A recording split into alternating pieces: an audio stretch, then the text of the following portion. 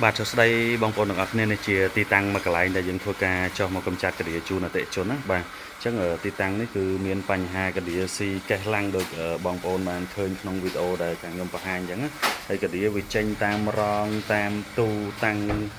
សុំទ្វារក្រោមចដើគ្រប់កន្លែងតែម្ដងបាទហើយដូចបើក្នុងទូនេះអីគឺស៊ីខូចអស់ហ្មងបាទ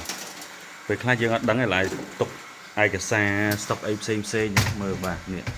ខូចខាងនោះខូចធ្លុះប៉ោងពេញហ្នឹងមកបាទអញ្ចឹងឥឡូវទីតាំងកន្លែងដែលមានបញ្ហាកាឌីគឺយើងធ្វើការ steam ថ្នាំចូលបាទអញ្ចឹងតាមទូតាំងសុំទ្វារប្រព័ន្ធភ្លើងនិងពីដើមហើយនៅបាតខាងក្រោមផ្ទះបាទ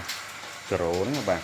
យើងធ្វើការបញ្ចូលទឹកថ្នាំទៅបាតផ្ទះដើម្បីកម្ចាត់ប្រភពកាឌីនិងការពារកាឌីហ្មងអញ្ចឹងឥឡូវយើងចាប់ផ្ដើមបញ្ចូលដេញរុនដែលយើងបានចោះមួយហើយយើងបិទទៅវិញក្រុមការងារកំពុងធ្វើការបិទអញ្ចឹងយើងបិទស្មើស្អាតទៅវិញតែម្ដងបាទអញ្ចឹងសឹងតែមើលអត់ដឹងទេ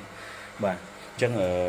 បើសិនជាផ្ទះបងប្អូនមានបញ្ហាកាឌីដូចទីតាំងផ្ទះនេះបងប្អូនអាចធ្វើការតំណែងមកពួកយើងបានដើម្បីធ្វើការ